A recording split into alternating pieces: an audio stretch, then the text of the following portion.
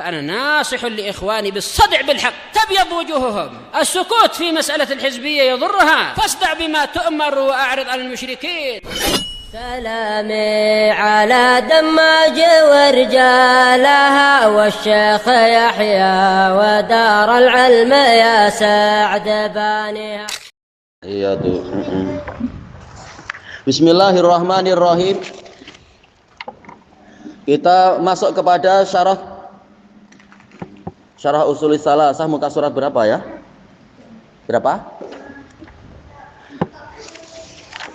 48. Aywa.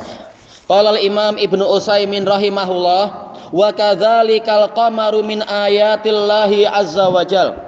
Demikian pula bulan, dia termasuk dari tanda-tanda kekuasaan Allah azza wajal. Haitsu qaddarahu manazila likulli lailah manzilah, yang mana Allah menetapkan dia itu memiliki manazil, yaitu fasa-fasa. Di setiap malam ada fasanya.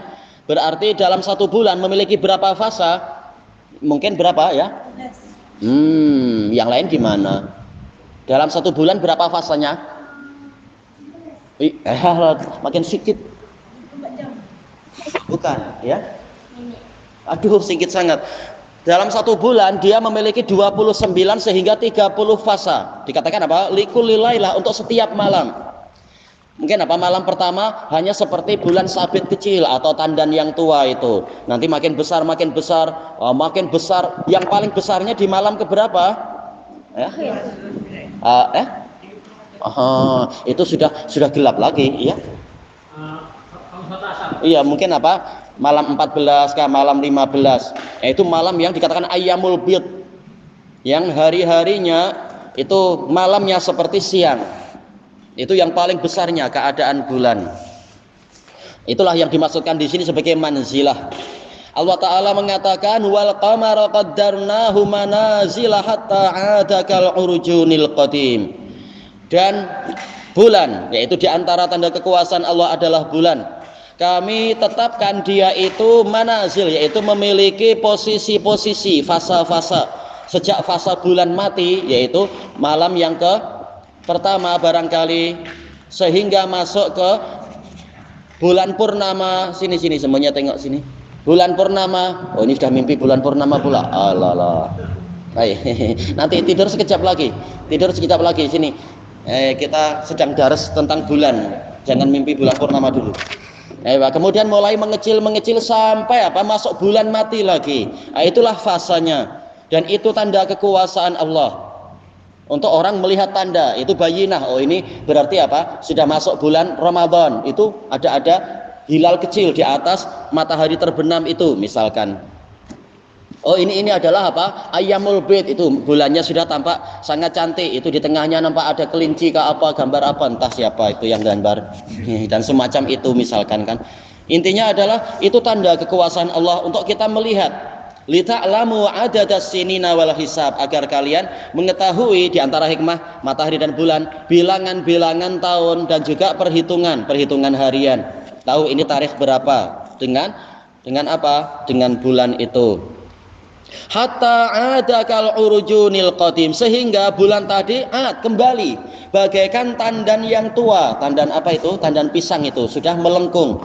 Ya seperti sabit misalkan. Sabit ya, yang untuk apa itu? Untuk potong-potong rumput lah atau apa itu?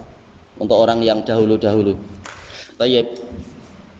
Fahuwa yabdu saghira, kata Imam Ibnu Utsaimin, dia nampak kecil, dalam keadaan kecil. Summa yakbur, kemudian membesar, ruwaida, yaitu perlahan-lahan membesar sedikit demi sedikit, hatta yakmul, sehingga menjadi sempurna.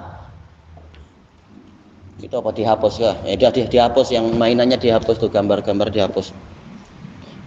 Thayyib. Summa ya'udu ilan naqas, dia kemudian kembali kepada mulai berkurang lagi bulan itu. Wa huwa yushbihul insan. Nah, ini diantara hikmahnya menyerupai manusia. Haitsu annahu yukhlaqu min dha'f, yang mana dia tercipta dari kelemahan, ya dari air mani, tak mampu apa-apa, tak mampu membela diri, tak mampu minta roti, tak mampu juga untuk apa? Mengusir hewan-hewan, sekedar air mani, tak mampu apa-apa. Kemudian apa? Sampai kemudian jadi bayi. Bayi pun tak pandai untuk ini, tak pandai untuk itu. Melawan nyamuk pun tak pandai, cuma mampu menangis. Summa la yazalu yataraqqa. Kemudian terus menerus dia naik kepada posisi yang berikutnya, makin kuat, mulai pandai duduk, mulai pandai berjalan sedikit demi sedikit. Akhirnya apa? Bahkan pandai sirkus, pandai lompat ke belakang, split ke atau apa itu? Backflip, wah, atau apa itu? Nah, kalau habis itu kaki patah salah sendiri. Iya. Menunjukkan lama-lama semakin menguat, semakin pandai dia. Min quwwah ila quwwah, dari suatu kekuatan ke kekuatan yang berikutnya. Semula apa? Semula mampu mendukung kucing, berikutnya bahkan mampu mendukung teman yang lebih besar, tapi jangan dipakai untuk membuli kawan. Hatta yauda ila dhaf, sehingga kembali kepada suatu kelemahan lagi setelah tua-tua macam kami ini. Ya, mulai apa? Mulai badannya melemah, mata melemah, telinga melemah, dan seterusnya. Tanda bahwasanya tamu terakhir sudah mau datang, malakul maut mau menjemput. Nah, apa bekal yang dipersiapkan untuk hari berbangkit, dan seterusnya sebagai pelajaran untuk memperbaiki bekal. Baik. Marratan ukhra, pada kali yang lain. Fatabarakallahu ahsanul khaliqin, maka maha penuh berkah Allah sebagai sebaik-baik pencipta. Ini adalah semuanya adalah tanda kekuasaan Allah, pengaturan dari Allah Ta'ala. Kemudian yang berikutnya kita masuk ke matanya lagi. Qala al-Imamun Najdiyu rahimahullah, wa dalilu qauluhu ta'ala, dalilnya adalah firman Allah Ta'ala. Disebutkan dalam catatan kaki, ad-dalilu ala anna laila wan nahar wasyamsa wal qamar min ayatillahi azza wajal. Maksudnya adalah dalil yang menunjukkan bahwasanya malam dan siang, matahari dan bulan adalah termasuk dari tanda-tanda kekuasaan Allah azza wajal. Dalilnya qauluhu ta'ala, wa min ayatihil lailu wan nahar, dan di antara tanda-tanda Allah adalah malam dan siang. Al-lail sebagai mubtada muakhar, min ayatih boleh dikatakan sebagai khobar menurut Kufiyun, atau muta'alliq bi khobarin mahdhuf, yaitu menurut Basriyun. Asalnya apa sih? Al-lailu wan nahar min ayatillah, min ayatih. Aywa. Al-lailu wan nahar kainani min ayatih. Asalnya demikian. Ila akhirih, sampai pada akhirnya. Ai minal alamatil bayyinatil mubayyinah, termasuk dari tanda-tanda yang jelas dan menerangkan. Bayyinah jelas, mubayyinah menerangkan. Lima dululiha, kepada objek yang dia tunjukkan. Apa yang ingin ditunjukkan? Yang hendak ditunjukkan yaitu tanda keberadaan dan kekuasaan Allah Ta'ala. Al-lailu wan nahar, malam dan siang. Fi dzatihima, pada zat mereka berdua. Siang itu adat, itu merupakan tanda kekuasaan yang hebat sekali. Malam juga tanda kekuasaan yang hebat sekali. Waqtilafihima, demikian pula pergantian malam dan siang, itu juga merupakan tanda kekuasaan Allah. Wa ma auda Allahu fihima, dan apa saja yang Allah letakkan pada malam dan siang tadi, min masalihil ibad, berupa kemaslahatan para hamba. Apa kemaslahatan malam? Apa kemaslahatan malam contohnya ya? Kenapa? Iya, boleh untuk rehat setelah sepanjang siang hari itu, mungkin apa?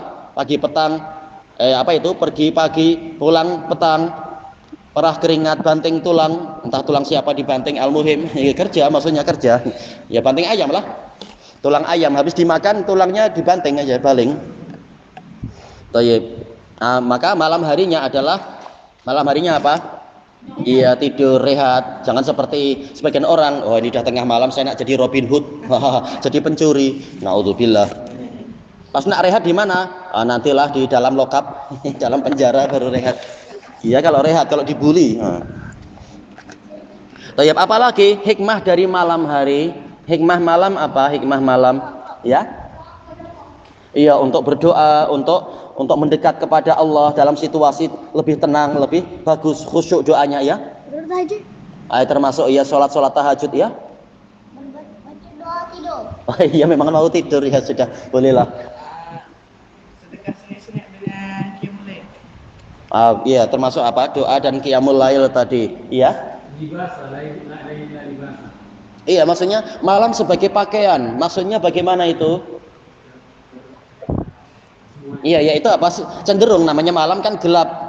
Kita tak perlu pakai pakaian yang lengkap-lengkap, apalagi di dalam rumah sendiri. Nah, kalau siang mungkin apa? Siap-siap karena mungkin menerima tamu kah atau apa.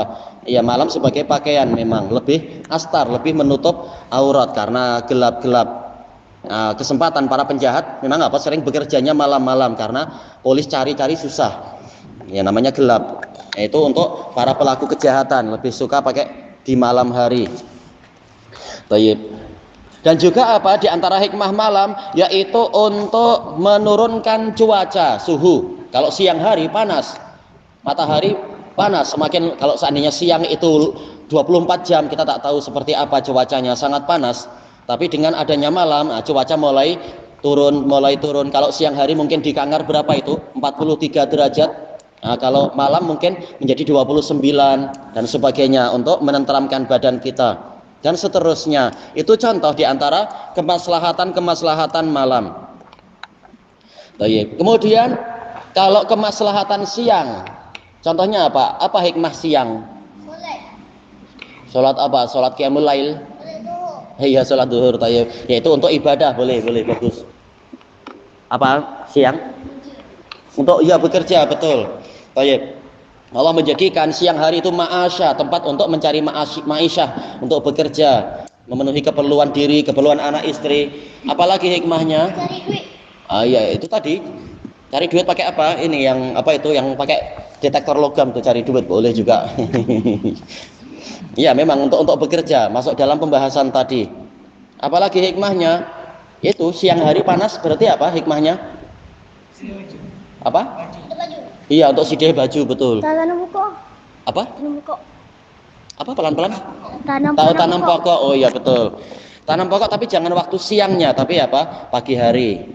Kalau terlalu siang akar belum kuat. Takut apa? Kekeringan dia, tapi pagi-pagi. Matahari membantu fotosintesis untuk biar tanaman-tanaman itu tumbuh dengan baik ya. Apa? Apa? Mandi. Untuk mandi. Mandi di sungai? Oh ya boleh lah, malam-malam bahaya juga. Iya. Apa? Jalan-jalan ke laut? Apa? Menyegarkan laut. Bolehlah, yaitu apa? Yaitu tadi pemanasan. Ya pemanasan biar air laut itu menguap. Ya bolehlah. Buat solar. Oh solar cell. Oh iya, solar cell malam hari jelas tak mampu, betul. Apa exercise? Oh iya boleh. Tapi apa pagi-pagi, kalau siang mungkin tak sesuai untuk badan kita, tapi pagi iya. Dan hikmah yang banyak sekali tentang masalah pagi-pagi itu, yaitu kalau malam itu dibuat 24 jam, cuaca akan semakin dingin, semakin sejuk. Nah, dengan adanya pagi kemudian siang, cuaca mulai memanas lagi, iya. Suka ke? Yang di rumah bebel-bebel tuh dulu putih sekarang hitam. Baik, masih banyak hikmah-hikmahnya. Kita lanjutkan. Wa taqallubati ahwalihim, berbolak-baliknya keadaan mereka. Jelas kalau siang itu Allah jadikan terus-menerus sampai hari kiamat, naudzubillah, semuanya akan menguap, kering, panas, menderita. Demikian pula kalau malam itu dijadikan terus-menerus sampai hari kiamat, ya jelas ini akan membuat segalanya akan kedinginan, akan kekurangan vitamin D, akan mengalami berbagai macam kemudaratan. Tapi dijadikan pergiliran siang dan malam itu banyak hikmahnya. Orang akan bosan kalau dalam 1 tahun semuanya malam, atau dalam 1 tahun siang, terus orang akan bosan, akan menderita. Tapi dengan dibuat silih berganti, maka ini akan menimbulkan kebahagiaan, menimbulkan keceriaan lagi dan seterusnya. Baik, pagi hari kita boleh melihat cuaca yang segar, melihat matahari terbit indahnya. Demikian pula ketika hendak matahari terbenam kita melihat indahnya suasana dan seterusnya. Semuanya ada hikmahnya. Manusia akan bosan dalam satu keadaan, tetapi dalam keadaan apapun diperintahkan untuk banyak berzikir. Wa kadzalika syamsu wal qamar, demikian pula matahari dan bulan telah kita isyaratkan pembahasannya fi dzatihima, Mimpi matahari dan bulan lagi. Tayyib. Di dalam zat keduanya ada tanda kekuasaan Allah. Wasairihima, demikian pula perjalanan mereka dari yaitu apa? Biasanya apa? Dari timur ke barat itu. Bulan biasanya lebih lambat 4 menit setiap harinya dan seterusnya, itu semua ada hikmahnya.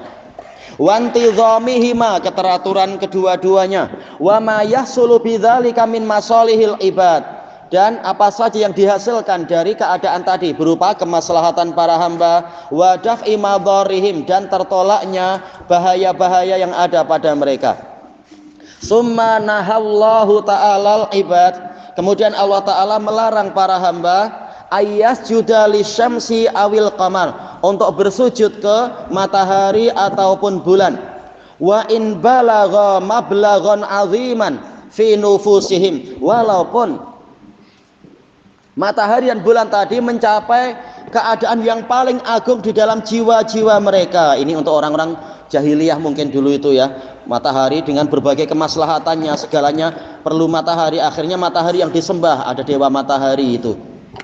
Atau apa? Oh, ini ada dewi bulan, kata sebagian orang, dengan berbagai manfaatnya, berbagai keindahannya, kemesraannya, akhirnya disembah. Ini untuk orang-orang jahiliyah. Maka jangan menyembah kedua makhluk tadi, tapi sembahlah penciptanya. Likaunihima, mana tadi?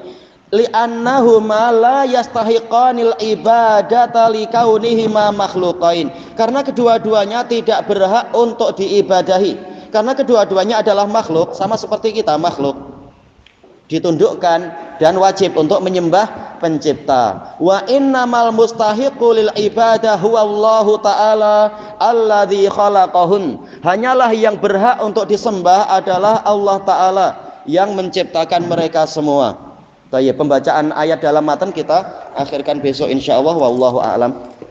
Subhanakallahumma wa bihamdika la ilaha illa anta astaghfiruka wa atubu ilaik.